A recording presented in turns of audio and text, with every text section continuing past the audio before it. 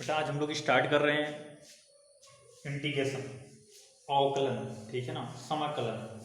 बहुत ज़्यादा important topic है और बहुत ज़्यादा क्वेश्चन यहाँ से पूछे जाते हैं, इसलिए इसको हम टोटल फार्मूला बेस से और अच्छे से पढ़ेंगे। फार्मूले पे ज़्यादा क्वेश्चन है, इसलिए हमको क्या करना है, फार्मूला पहले लर्न करना है, फिर इसके बाद क्या करना है, क्वेश्चन को सॉल्व करना, प्रेस्टिक करना है कहाँ पे कौन सा फार्मूला यूज हो रहा है। इसके बाद समाकलन में कुछ खास नहीं है, ठीक है ना। डिफरेंशिएशन की तरह ये भी बहुत ज़्यादा इजी है, अगर ध्यान से पढ़ोगे तो बहुत ही आसान है। तो हमको क्या करना है, फार्मूले क्या करना है, लर्न करना है, ठीक है ना। तो चलिए स्टार्ट करते हैं क्या, इंटीग्रेशन, ठीक है ना। इंटीग्रेशन, समाकलन, समाकलन।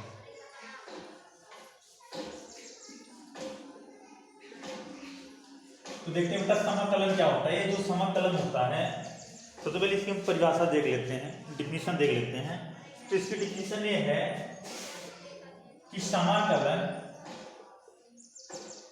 समाकलन अवकलन का, अवकलन का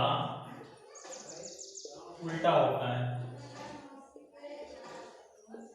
तो होता है बेटा, समाकलन जो होता है वो अवकलन का क्या होता है, उल्टा होता है, ठीक है ना। बात आई यहां तक समझ में। समाकलन जो होता है वो अवकलन का क्या होता है, उल्टा होता है। अच्छा, सेकंड बात क्या है, सेकंड बात ये है, सेकंड बात है कि अगर हम इसका क्या देखें, सिनोनिम देखें, ठीक है ना, पर्यायवाची, यानी कि क्या होता है कि ये समाकलन जो है इसको और किस किस नाम से पुकारते हैं, ये हमको देखना है। तो इसको एक तो समाकलन हो गया, ये क्या हो गया बेटा, समाकलन हो गया, समाकलन। दूसरा क्या हो गया, दूसरा हो गया एंटी डेरिवेटिव, ऐसे लिखे, इंटीग्रेशन, इंटीग्रेशन।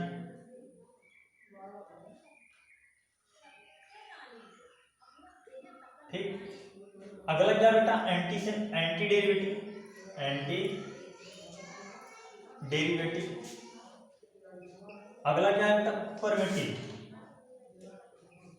परमिटिव, ठीक है ना। कितने नाम है इसके, तीन नाम है। पहला इंटीग्रेशन, दूसरा एंटी डेरिवेटिव और तीसरा क्या है बेटा, परमिटिव है, ठीक है ना। दो बातें हमने बताई, पहला समाकलन क्या है, समाकलन क्या होता है, अवकलन का क्या होता है, उल्टा होता है। दूसरी बात हमने बताया कि इसके सिनोनिम क्या है, किस किस नाम से क्वेश्चन पूछ सकता है। तो पहला पूछेगा इंटीग्रेशन फाइंड कीजिए, दूसरा पूछ सकता है एंटी डेरिवेटिव और तीसरा क्या पूछ सकता है बेटा, परमिटिव पूछ सकता है, ठीक है ना। चलिए थर्ड पे आते हैं, थर्ड पे आते हैं। थर्ड पॉइंट हम लोग किए हैं, ध्यान समझिए बेटा। थर्ड पॉइंट ये है कि जैसे मान लीजिए कोई फंक्शन है या आप x प्लस सी, सी का मतलब सी यहाँ क्या बेटा, कांस्टेंट है, ठीक है ना। और इसका हम क्या कर रहे हैं, डिफरेंशिएशन कर रहे हैं, डिफरेंशिएशन कर रहे हैं x के रिस्पेक्ट में। अवकलन आप लोगों ने पढ़ा है, ठीक बेटा, अवकलन आप लोगों ने पढ़ा है। तो इसका जो अवकलन आ रहा है, इसका जो अवकलन आ रहा है वो कैपिटल एफ ऑफ एक्स आएगी। बात समझिए ध्यान से। हमने इसका अवकलन किया तो क्या है, कैपिटल एफ ऑफ एक्स आया। और हमने थोड़ी देर पहले ये बताया कि जो हमारा इंटीग्रेशन है वो डिफरेंशिएशन का अपोजिट होता है। तो इसका मतलब अगर हम इसका इंटीग्रेशन कर देना तो ये वाला आ जाएगा, ठीक। तो अगर इंटीग्रेशन, इंटीग्रेशन का साइन ये होता है, कैपिटल एफ ऑफ एक्स कर दें तो क्या आ जाएगा, जब आप x प्लस सी आ जाएगा, ठीक है ना। या ऐसे आप लिख सकते हो, जब आप x प्लस सी आ जाएगा, ठीक। कहने का मतलब क्या है, थोड़ा आप लोग फंक्शन में कंफ्यूज हो गए कि यहाँ हमने x प्लस सी लिखा था, यहाँ ऐसे लिख दिया। तो कहने का मतलब ये है बेटा, जैसे हमने क्या किया, एक फंक्शन ले लिया, ध्यान से समझिएगा, एक हमने फंक्शन ले लिया, जब आप x इक्वल टू, हमने एक फंक्शन ले लिया, ध्यान से समझिएगा इस पॉइंट को, और ये बहुत ही ज्यादा इंपॉर्टेंट पॉइंट है। अगर हमने फंक्शन ले लिया जब आप x equal to X square plus 2x plus 5, right. और हमसे कहा कि इसका क्या ज्ञात कीजिए, डिफरेंशिएशन ज्ञात कीजिए बेटा। अगर इसका हम डिफरेंशिएशन फाइंड कर लेते हैं, अच्छा डिफरेंशिएशन, इसका डिफरेंशिएशन अगर फाइंड कर लेते हैं तो f डैश x बराबर, अब देखिए घात कहाँ आएगा, आगे आएगा, अवकलन आप लोग पढ़ चुके हो, 2x, यहाँ पे क्या क्या होगा बेटा, दो तो कांस्टेंट है ना, x का कितना होता है, 1 होता है, और प्लस है तो 0 हो गया, हो गया ना। ये क्या आ गया, ये आ गया हमारा अवकलन, ठीक। और अवकलन क्या होता है, समाकलन का उल्टा होता है। यानी अगर हम क्या कर रहे हैं, इसी का या इसी को बेटा ऐसे लिखो ज्यादा अच्छा लगेगा, डी डी एक्स। अगर इसी का हम दोनों पक्ष में अवकलन कर दें, क्या कर दें बेटा, समाकलन कर दें। देखो कैसे, डी डी एक्स यक्स बराबर आ गया हमारा आ गया 2x + 2, ठीक बेटा। इधर में हम इंटीग्रेशन लगा रहे हैं और इधर भी क्या लगा रहे हैं, इंटीग्रेशन लगा रहे हैं ना। अच्छा, ये dx क्या बता रहा है, x के रिस्पेक्ट में हम क्या कर रहे हैं, समाकलन कर रहे हैं। अब देखिए ध्यान से, इधर क्या होगा, समाकलन अवकलन को काट देगा, कैंसिल आउट हो जाएंगे। तो इधर आ गया या आप x, राइट, इधर आ गया बेटा या आप x। अच्छा, अगर इधर करेंगे तो इधर गौर से समझिए, अभी आप लोगों को ना तो फार्मूला बताया गया ना तो कुछ बताया गया, हाँ, लेकिन फिजिक्स में कुछ ना कुछ तो आपको अंदाजा होगा समाकलन के बारे में। चलिए वो भी मान लेते हैं, आपको समाकलन के बारे में नॉलेज नहीं है, आपको समाकलन के बारे में नॉलेज नहीं है। तो बेटा हमने एक फार्मूला बताया था, डी डी एक्स एक्स की पावर n। यहां दो घटनाएं घटित होती हैं। कितनी घटनाएं, दो घटनाएं घटित होती हैं। पहली घटना ये घटित होती है कि घात आगे आता है, ध्यान से सुनिएगा। पहली घटना, फर्स्ट घटना ये घटित हुई कि पावर आगे आ गया, आगे का मतलब इनटू में, ठीक है ना, पावर कहां गया, इनटू में आ गया, इनटू में। सेकंड घटना ये घटित हुई कि एक पावर घट गया, एक पावर क्या हो गया, घट गया, ठीक है ना, 1 पावर माइनस हो गया, वन पावर क्या हो गया, घट गया, ठीक है ना। सुनो ध्यान से, आराम से समझिए, एक दिन की बात है, थ्योरी अगर अच्छे से समझ लेंगे तो बाद में क्वेश्चन लगाने में प्रॉब्लम नहीं होगी। अब देखिए ध्यान से, यहाँ दो घटनाएं घटित होती हैं। पहले घात बेटा क्या आता है, आगे आता है, बाद में क्या होता है, एक घात घट जाता है। ये हम लोगों ने पढ़ रखा है। ऐसा कब होता है बेटा, ऐसा होता है अवकलन, ठीक। समाकलन क्या हमने बताया, समाकलन इसका उल्टा होता है, समाकलन इसका उल्टा होता है बेटा। जो घटना पहले घटित हुई वो घटना बाद में घटित होगी, और जो घटना बाद में घटित हुई वो घटना पहले घटित होगी। बात आई समझ में। तो अगर इंटीग्रेशन आप x की पावर कोई आपसे n पूछे तो ध्यान समझिएगा, जो बाद में घटना घटित हुई पहले घटित होगी। बाद में घटना क्या घटित हुई थी, एक घात घटी थी, हमने कहा उल्टा होता है तो यहाँ एक घात क्या होगी, जुड़ेगी,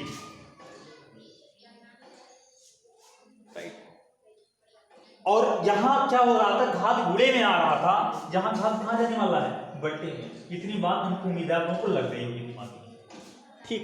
कहने का मतलब एक लाइन में याद कीजिए, फार्मूला को नहीं देखना है, हमको एक लाइन में याद करना है कि घात जुड़ेगी और घात कहां जाएगी, बट्टे में जाएगी, ठीक है ना। चलिए अब इसका अगर हम इंटीग्रेशन करने जाएंगे, 2 तो बेटा कांस्टेंट है, 2 क्या है, कांस्टेंट है। अब ध्यान से समझना है, 2 तो कांस्टेंट है ना, 2 क्या हमारा कांस्टेंट है।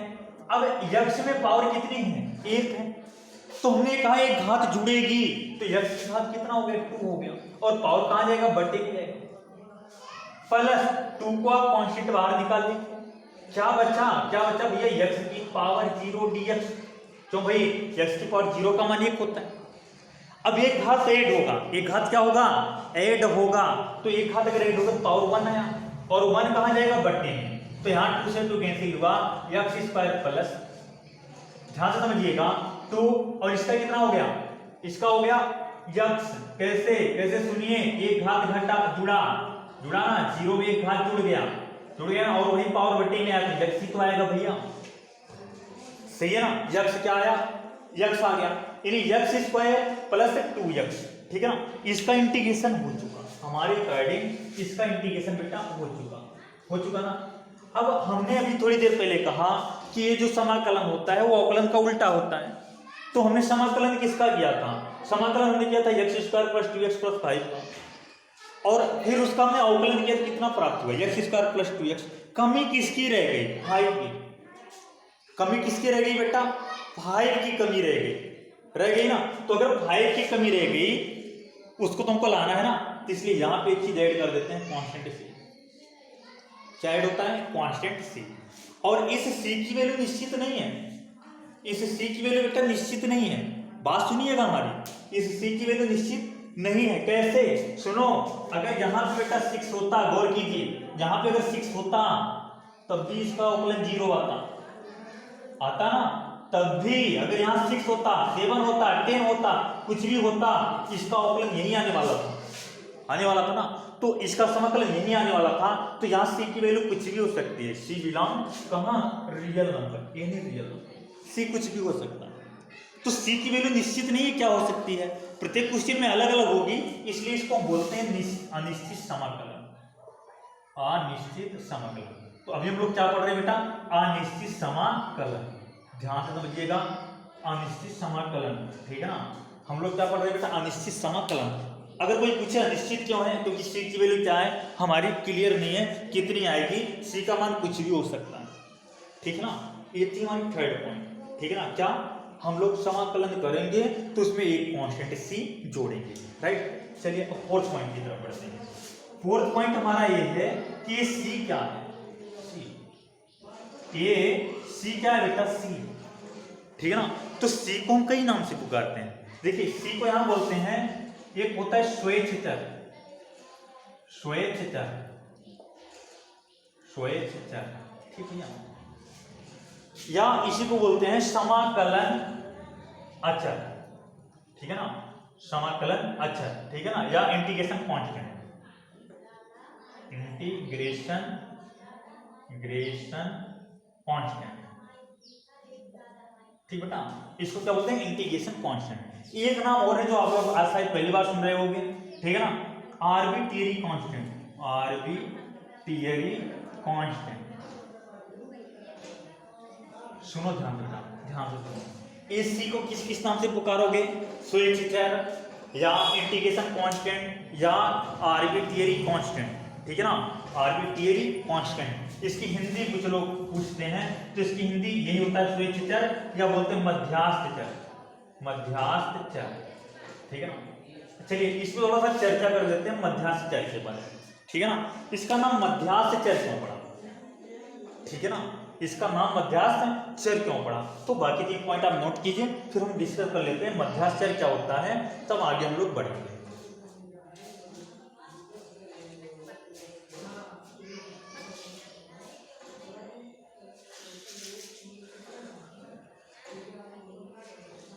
बेटा हमने 3 बातें आज क्लियर की। पहली बात हमारा क्या होगा, समाकलन क्या होता है, अवकलन का उल्टा होता है। दूसरी बात हमने ये कहा कि समाकलन को आप इंटीग्रेशन, एंटी डेरिवेटिव और परमिटिव के नाम से आप पुकारोगे। तीसरी बात हमने कहा कि समाकलन करने के बाद एक कांस्टेंट c जुड़ता है, जिसकी वैल्यू निश्चित नहीं है, जिसकी वैल्यू निश्चित नहीं है, इसलिए ये हम क्या कहलाता है, ये क्या कहलाएगा? अनिश्चित समाकलन कहलाएगा, ठीक है ना। फोर्थ बात हमने c के बारे में बताया, हमने कहा c क्या है? स्वेच्छचर है, या इसको आप बोल सकते हो आर्बिट्रेरी कांस्टेंट, या आप क्या बोल सकते हो? इंटीग्रेशन कांस्टेंट, ठीक है ना। तो अब देखिए आर्बिट्रेरी कांस्टेंट, कुछ लोगों के दिमाग में यही आ रहा था, अभी कल कमेंट आएगा कि सर ये आर्बिट्रेरी कांस्टेंट नहीं आया समझ में, तो थोड़ा आर्बिट्रेरी कांस्टेंट के बारे में हम लोग डिस्कस कर लेते हैं।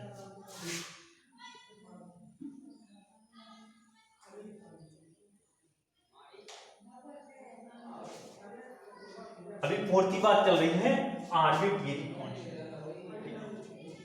ठीक है बेटा, आर्बिट्रेरी कांस्टेंट। अब सुनिए आर्बिट्रेरी कांस्टेंट क्या होता है बेटा। आर्बिट्रेरी कांस्टेंट जो होता है ना, वो चर और अचर के बीच का भाग होता है, ठीक है ना, चर और अचर के बीच का भाग होता है। सर ये बीच का भाग क्या होता है? चर क्या होता है? जो हर एक जगह पर अपनी वैल्यू चेंज करे, उसको हम लोग क्या बोलते हैं? चर बोलते हैं। जो हर एक जगह पर अपनी वैल्यू चेंज करे उसको हम लोग क्या बोलते हैं बेटा? चर बोलते हैं। और जिसकी वैल्यू निश्चित हो हर एक जगह, जैसे 5 हमने कहीं जाके दुनिया के किसी भी कोने में 5 लिख देना तो ये 5 ही है, 5 ही है, ठीक है ना। लेकिन यक्ष क्या होगा? X square plus 5x plus 6 लिखा तो यहाँ x इक्वल टू -2 -3 है, लेकिन किसी कोने में जाके हमने लिख दिया x square minus 5x plus 6 तो x इक्वल टू 2 और 3 हो जाएगा, ठीक है ना। तो बदला कि नहीं बदला? x बदल गया ना, x क्या हो गया बेटा? बदल गया। तो इसकी वैल्यू अगर बदल रही है क्या कहलाता है? चर कहलाता है ना। अब मध्यास्थ चर क्या होता है? इन दोनों के बीच का भाग होता है। मध्यास्थ चर का मतलब ये होता है बेटा, मध्यास्थ चर की भी वैल्यू बदलेगी, मध्यास्थ चर की भी वैल्यू क्या होगी? बदलेगी, लेकिन उसकी खास बात क्या होती है? वो एक बार में एक ही वैल्यू एक्सेप्ट करेगा। कितनी वैल्यू, एक ही वैल्यू एक्सेप्ट करेगा। यहाँ देखिए जैसे x का मान कितना आ गया, 2 आ गया, 1 2 और 3 आया, यहाँ -2 और -3 आया, तो x की वैल्यू कितनी आ रही है, 2 आ रहा है ना। कहीं और बड़ा क्वेश्चन सॉल्व करोगे x की वैल्यू 3 आती है, 4 आती है, 4 वैल्यू आती है ना। तो मध्याक्षर में ऐसा नहीं है, अगर c = 5 आ गया तो c कभी भी 7 नहीं हो सकता और नहीं हो सकता, बदलेगा। c की वैल्यू 5 के अलावा 8 भी हो सकता है, ऐसा नहीं कि नहीं होगा, बदलेगा। लेकिन अगर 8 एक बार हो गया ना तो फिर दोबारा अदर वैल्यू एक्सेप्ट नहीं करेगा। बात समझो ध्यान से। जैसे यहाँ x की वैल्यू एक बार 2 हो गई थी, लेकिन उसने 3 को भी इसी प्लेस पे एक्सेप्ट कर लिया, ऐसा आर्बिट्रेरी कांस्टेंट में नहीं होता है। एग्जांपल के तौर पे मैं बताता हूँ, ठीक है। ठीक, जैसे हमने क्या लिखा, हमने लिख दिया 2x² + 5x + c + 3 बराबर 0। अब अगर हम तुलना करें ax² + bx + c बराबर 0 से, तो बेटा एक ही वैल्यू अगर इस क्वेश्चन में देखा जाए ना तो एक ही वैल्यू आएगी, तो अदर वैल्यू नहीं हो सकती, या b की कितनी वैल्यू आएगी, केवल 5, अदर वैल्यू नहीं हो सकती, c = 3 आएगा। यही मैं नेक्स्ट इक्वेशन लिखूं x², चलिए वही लेते हैं 5x + 6, क्योंकि इसका फैक्टर आसानी से हो जाएगा, बराबर 0। अब अगर इसका कंपेयर करें ना तो ax² + bx + c बराबर 0 से, तो a = कितना आ गया, 1 आ गया भाई, b = कितना आ गया, 5 आ गया, c = कितना आ गया, 6 आ गया। तो यहाँ a = अगर 1 एक बार आ चुका ना इस क्वेश्चन में, तो a और कोई वैल्यू नहीं एक्सेप्ट करेगा, बदला। देखिए ध्यान से सुनो पहले हमारी बात को। हमने जब ये क्वेश्चन चेंज किया तो ये हमारी जो आर्बिट्रेरी कांस्टेंट है ना वो भी चेंज हुई है। यहाँ a की वैल्यू 1 आ रही थी, यहाँ बेटा 2 आ रही थी, बदला कि नहीं बदला। लेकिन अगर 1 यहाँ आ गई तो अदर वैल्यू एक्सेप्ट नहीं किया ना, तो इसको आप बोलोगे आर्बिट्रेरी, यानी कि क्या, हमारा स्विच चर भी बदलेगा लेकिन एक बार में एक ही वैल्यू एक्सेप्ट करेगा। लेकिन अगर इसमें देखें अचर क्या है बेटा, अचर क्या है, यक्ष है, और यक्ष की वैल्यू कितनी आ रही है, 2 आ रही है ना। लेकिन ये यक्ष 3 को भी एक्सेप्ट कर रहा है ना। तो जहां देखो यक्ष की वैल्यू कितनी आ गई, एक ही क्वेश्चन में यक्ष की दो वैल्यू आ गई, इसलिए ये क्या है, चर है। लेकिन इस एक क्वेश्चन में a की केवल एक ही वैल्यू आएगी, b की केवल एक ही वैल्यू आएगी, c की केवल एक ही वैल्यू आएगी, इसलिए क्या है, स्वेच्छ चर है। बदल तो रहा है। यहाँ x की वैल्यू कुछ और आती, यहाँ कुछ आई और आई, हमने उसको चर बोला ना। यहाँ पे a की वैल्यू कुछ और आई, यहाँ पे कुछ और आई, हमने स्वेच्छ चर बोला। दोनों में डिफरेंस क्या है, क्यों इसको हमने चर बोला, उसको स्वेच्छ चर बोला, क्योंकि यक्ष क्या कर रहा है, एक प्लेस पे दो वैल्यू एक्सेप्ट कर रहा है। अभी और एक क्वेश्चन लंबा कर दे, 3 वैल्यू एक्सेप्ट करेगा, लेकिन a हर एक जगह पर केवल एक ही वैल्यू एक्सेप्ट कर रहा है, ठीक है ना। तो हमको उम्मीद है आप लोगों को आर्बिट्रेरी कांस्टेंट अच्छे से आ गया होगा समझ में कि ये स्वेच्छ चर क्या होता है, ठीक है ना। एक बार c = अगर 5 हो गया तो उस क्वेश्चन में c = 6 7 8 नहीं हो सकता, ठीक है ना। ये अपने दिमाग में बैठा के चलिए फिर फोर्थ पॉइंट आपको लग रहा क्लियर हो गया होगा। आर्बिट्रेरी कांस्टेंट थोड़ा सा हार्ड था, आप लोग पहली बार सुन रहे थे, ठीक है ना। हो सकता है कहीं आप नाम सुने हो लेकिन इसके बारे में बताया नहीं गया होगा कि आर्बिट्रेरी कांस्टेंट वास्तव में होता क्या है, ठीक है ना, या स्वेच्छ चर क्या होता है। तो स्वेच्छ चर आज से जान लीजिए कि ये क्या होता है, चर और अचर के बीच का पार्ट होता है।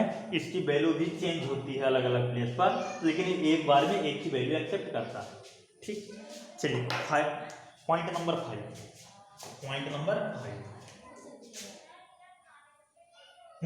5 पे है कि ये डिनोट क्या करता है, इसका ग्राफ क्या है, ठीक है ना। इंटीग्रेशन का ग्राफ क्या है, तो देख लेते हैं इंटीग्रेशन का ग्राफ क्या है। तो बेटा जैसे मान लीजिए f(x) = दे दिया 2x, ठीक है ना। चलो क्या दे दिया बेटा, 2x दे दिया ना। अच्छा 2x दे दिया, 5f(x) = कितना दे दिया, 2x दे दिया ना। अब बेटा ध्यान से हमारी बात को ये सुनिए, अगर इसका हम लोग क्या करते हैं, इंटीग्रेशन करते हैं, integration of f(x) dx, right, integration of x dx equal to तो कांस्टेंट है, इंटीग्रेशन ऑफ x की पावर 1 dx, ठीक। इतनी आप लोगों के दिमाग में बात लग गई है कि इंटीग्रेशन में क्या होता है, पावर ऐड होता है और पावर कहां जाता है, डिवाइड में जाता है, तो अगर पावर ऐड कर दें x की पावर 2 हो गया बाई 2 हो गया, और हमने कहा ये कांस्टेंट ऐड होता है, ठीक। तो बेटा कितना आ गया x स्क्वायर प्लस c आ गया। अब c क्या है, स्वेच्छ चर है, क्या बेटा स्वेच्छ चर है। c की वैल्यू कुछ भी हो सकती है, एनी रियल नंबर हो सकता है, 1 2 3 4 5 6 कुछ भी हो सकता है, -1 -2 -3 कुछ भी हो सकता है, 3/2 हो सकता है, बात आ रही समझ में ना। लेकिन ये क्या है, स्वेच्छ चर है, ये याद रखिए अगर 1 हो गया तो 5 नहीं होगा, ठीक। चलिए अगर हम इसका ग्राफ बनाना चाहेंगे तो ये तो कई क्वेश्चन बता रहा है c की वैल्यू बदल रही है, अगर c की वैल्यू बदल रही है तो बेटा हमारा ग्राफ भी बदलेगा, ठीक है ना। चलो इसको हम एक फंक्शन मान लेते हैं, कुछ कोई फंक्शन मान लेते हैं g आप, जिस दिन c बराबर 0 होगा उस दिन x स्क्वायर बराबर कितना आएगा, ये फंक्शन कितना आएगा, x स्क्वायर आएगा। तो अगर x स्क्वायर आया तो आप लोग एक फार्मूला एक पढ़े वो इंटर में फन परचेज में, y equal to x square, x की पावर 2 और y की पावर 1, तो ये क्या बन गया बेटा, पैराबोला बन गया ना, परबले बन गया ना। मुंह किधर रहेगा, उस अक्ष पे रहेगा जिसकी घात 1 है, घात y की 1 है, इसकी घात 1 है, इसलिए ये कहां जाएगा, ऊपर जाएगा और ओरिजिन से पास करेगा। क्यों भाई ओरिजिन से पास करेगा, क्योंकि 0,0 इसको सेटिफाइड कर रहा है, c 0 हो चुका है, राइट। अगर यही c की वैल्यू बेटा एक किसका है, x square equal to f of g of x equal to x square. अगर ये बेटा ध्यान से समझो c की वैल्यू 1 हो जाए, c की वैल्यू कितना हो जाए, 1 हो जाए, तो फंक्शन की वैल्यू में एक ऐड हो गया। ध्यान से सुनना, x की वैल्यू कुछ भी है, c की वैल्यू अगर 1 आ गई ना तो एक ऐड हो गया कि नहीं, फंक्शन की वैल्यू एक ऐड हो गया ना, तो ग्राफ एक पॉइंट ऊपर चला जाएगा, यानी यहां। ये किसका है, ये किसका भैया,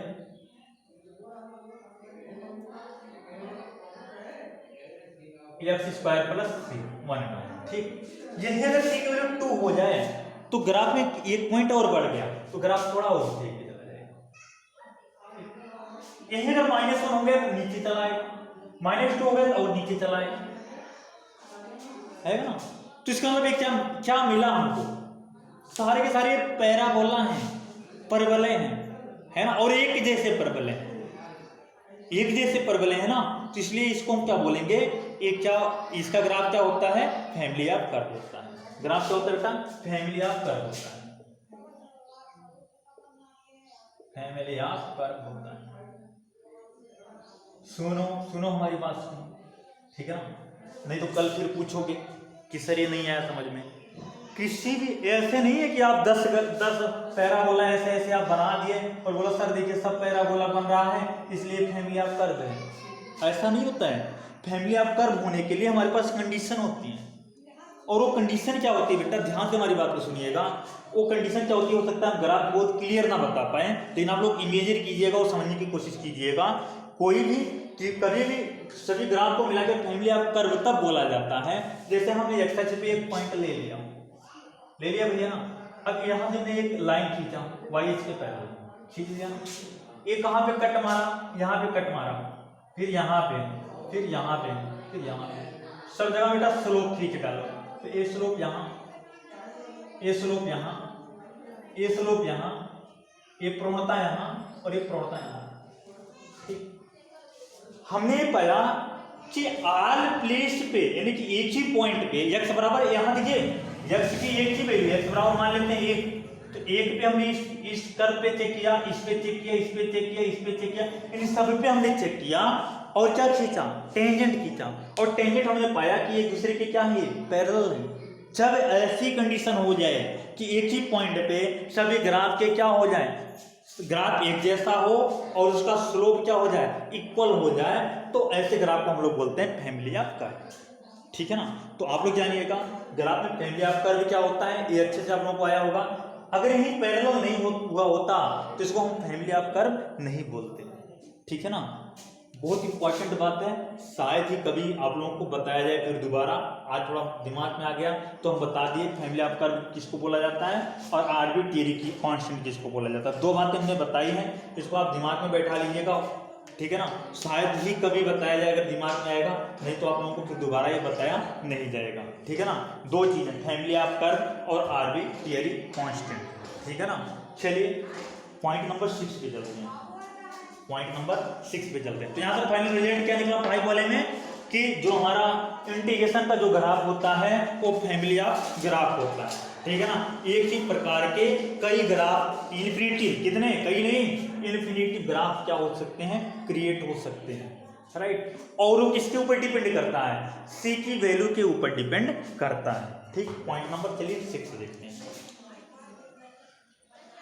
पॉइंट नंबर 6 देखते हैं। पॉइंट नंबर 6 देखते हैं। वीडियो ज़्यादा लंबा तो नहीं हो रहा, सोच रहे हैं सारे के सारे पॉइंट क्लियर कर दिया जाए। चलिए 10 मिनट और टाइम देते हैं, 10-15 मिनट। ठीक है ना, चलिए देखते हैं नेक्स्ट पॉइंट है। पॉइंट नंबर कितना आने वाला बेटा, 6 आने वाला है ना। पॉइंट नंबर 6 आने वाला है, कितना, 6 देखिएगा। अच्छा, ये आप लोग नोट करते चलिएगा क्योंकि बहुत कम या अवसर पर ये पॉइंट क्या होगी बताई जाएगी, और अच्छे से नोट कीजिएगा। हाँ, जो पॉइंट आप लोग के क्लियर नहीं हो रहे हैं वो हमसे कहिएगा, हम नेक्स्ट वीडियो में क्या करवा देंगे, अच्छे से क्लियर करवा देंगे। लेकिन नोट्स आप क्या कहिएगा, अच्छे से बनाइएगा नोट्स। इसका जो ये पहला पेज है, पहला वीडियो है, इसका नोट्स आप लोग अच्छे से लिखिएगा। ठीक है ना, जो दिमाग में है, जो मन में आए, क्या क्या सर बताए हैं, वो सब कुछ आपकी कॉपी में नोट होना चाहिए। ठीक, चलिए 6 पॉइंट की बात करते हैं। 6 पॉइंट की बात है बेटा, थोड़ा सा मैं टॉपिक से हट के जा रहा हूँ। हाँ, हमको पता नहीं कि आप लोगों को ये आ रहा है कि नहीं आ रहा, और आ भी नहीं रहा होगा ये उम्मीद है। लेकिन आप लोग मान लीजिए कि ये होता है, थोड़ी देर के लिए मान लीजिए कि ऐसा होता है। ठीक है ना, कैसा होता है ध्यान से समझना, ध्यान से समझना। उसको जानने से पहले थोड़ा दो बातें हम जान लेते हैं। हमने लिखा f of x equal to integration लगाया, और यहाँ हमने लिखा dx। राइट, यहाँ देखिए दो बातें हैं बेटा, ये साइन किसका है, तो आप लोग बताओगे इंटीग्रेशन का। ये साइन किसका है, इंटीग्रेशन का है।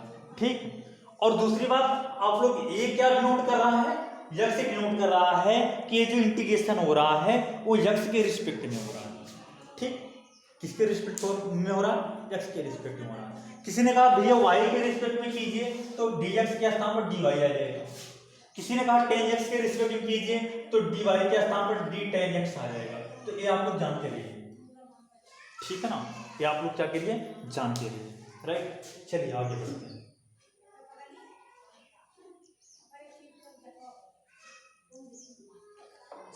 देखते हैं, देखिए अगला क्या है, अगली पॉइंट की बात है 6 वाली, बहुत ही ज्यादा इंपॉर्टेंट है, वेरी वेरी इंपॉर्टेंट पॉइंट है।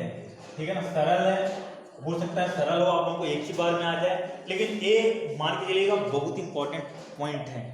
जैसे हमने लिखा, हमने कहा इंटीग्रेशन आप फाइंड कीजिए, इंटीग्रेशन हमको फाइंड करना है, इंटीग्रेशन फाइंड करना है बेटा a की पावर x dx।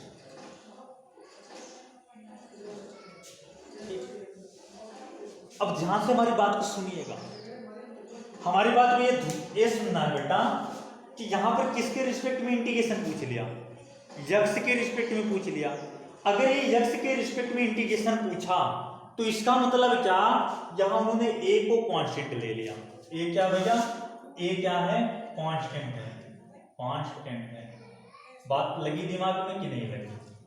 अगर यक्स के रिस्पेक्ट में पूछा है तो इसका मतलब a क्या है बेटा, कांस्टेंट है।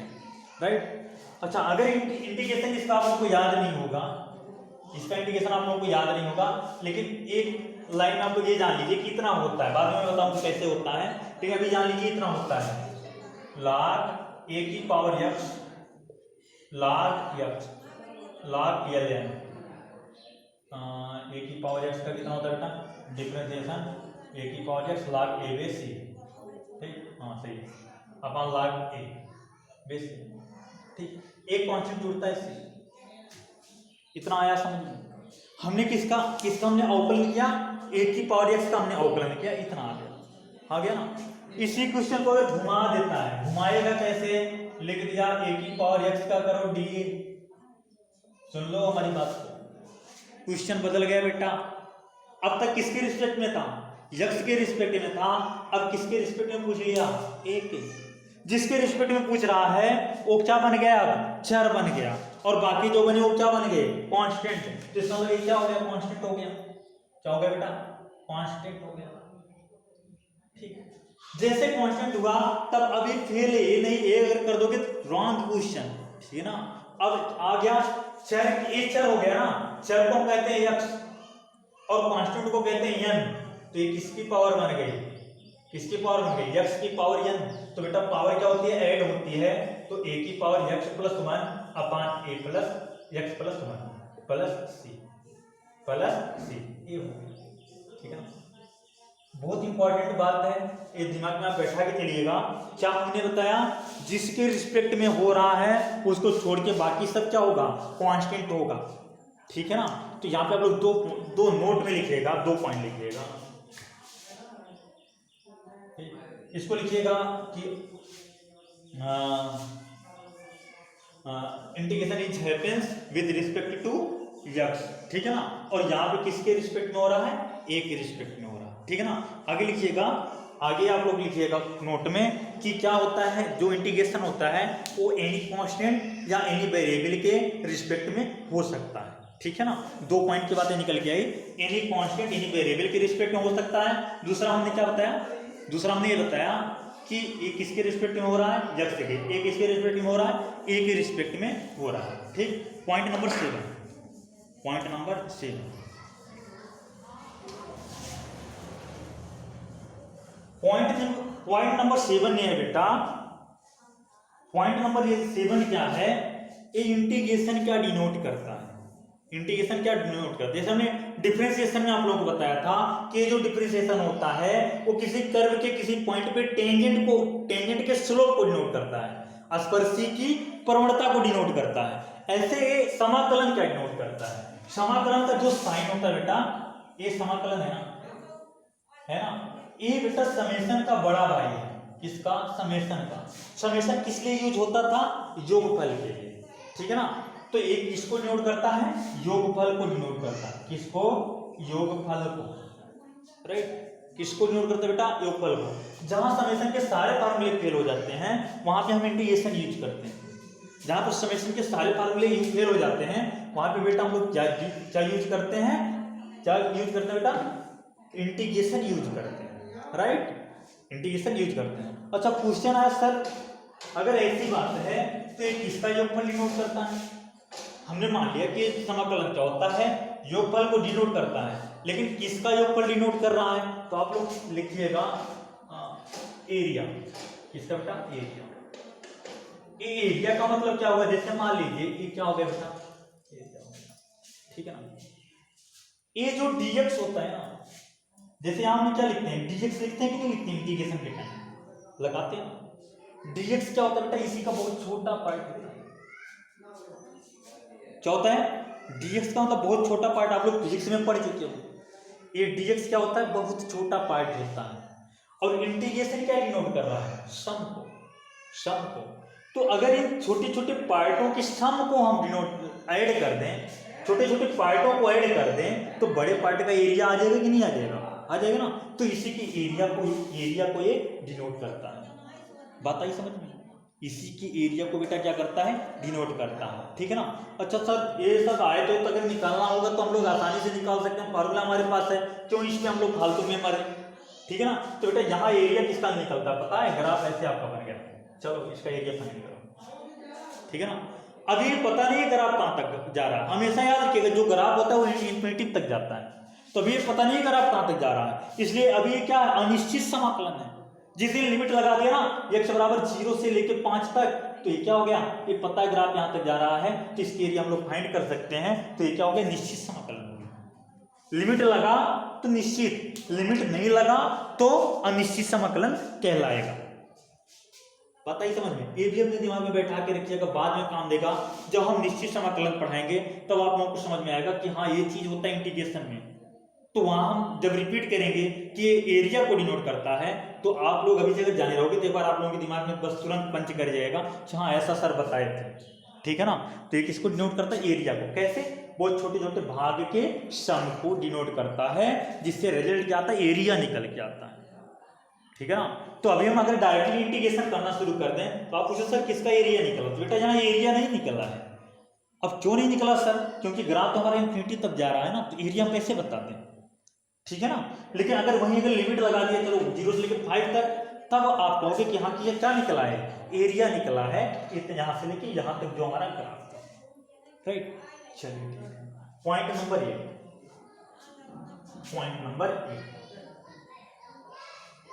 Point number 8। तो पॉइंट नंबर 8 क्या है बेटा, जैसे कोई कह दिया integration of 1 dx, integration of 1 dx, तो हमने एक तरीका ये बता दिया कि बेटा 1 को आप लिख सकते हो x की पावर 0 dx, राइट। हमने कहा एक घात जुड़ गया और घात कहां थी, बट्टे में, ठीक। तो एक घात जुड़ गया तो x हो गया, बट्टे 1 आएगा तो यानी कि x से हो गया ना। बात समझिएगा ध्यान से, हो गया भैया ना। अगर इसी को हम सेकंड तरीके से समझे, दूसरे तरीके से अगर समझें तो दूसरा तरीका क्या, 1 को हम उड़ा देते हैं ना, 1 को मल्टीप्लाई तो चाहे जब कर सकते हैं dx, और ये dx क्या होता है, किसी भी पार्टिकल का या किसी भी क्षेत्र का बहुत छोटा पार्ट होता है। आप लोग पढ़े हो फिजिक्स में, dx क्या होता था, डेल्टा x, बहुत छोटा पार्ट होता था। और भाई जब छोटे छोटे पार्टों को हम क्या करेंगे, ऐड करेंगे, ये dx क्या है, बहुत छोटा पार्ट है, किसका, x का। ये dx क्या, बहुत छोटा पार्ट है, किसका, अगर हमने लिख दिया dA क्या भाई, बहुत छोटा पार्ट है, किसका, एरिया का, ठीक। ऐसे dx क्या है, बहुत छोटा पार्ट है, किसका, x का। और जब छोटे छोटे पार्टों को ऐड करेंगे तो बेटा किसके बराबर आएगा, x के इक्वल आएगा। तो हमेशा याद रखिएगा इंटीग्रेशन ऑफ dx 1 5 6 हटा दो, जैसे इंटीग्रेशन ऑफ दे दिया 5 dx, तो 5 को बाहर खींच लो ना, तो क्या बचा, dx बचा, और dx का क्या होता है, x होता है, तो 5x। याद रखिएगा समाकलन में क्या होता है, x आके बगल में लग जाता है, और अवकलन में क्या होता था, 0 हो जाता था, ठीक है ना। ये अपने दिमाग में बातें क्या करिएगा, बैठा के रखिएगा। पॉइंट नंबर 9 सबसे ज्यादा इंपॉर्टेंट, पॉइंट नंबर 9 बहुत ज्यादा इंपॉर्टेंट है, जो कि शायद इंटर में तो नहीं मिलेगा आप लोगों को, लेकिन आगे की क्लासेस में बहुत ज्यादा मिलेगा, ठीक है ना। तो पॉइंट नंबर 9 समझ लेते हैं, और ये हमारा क्या है, लास्ट पॉइंट है। इसके आगे हम लोग को बढ़ने के लिए किसका यूज करना पड़ेगा, फार्मूले का, तब हम लोग फार्मूले पे आते हैं, राइट। तो चलिए देखते हैं, पॉइंट नंबर 9 है, पॉइंट नंबर 9 है 9।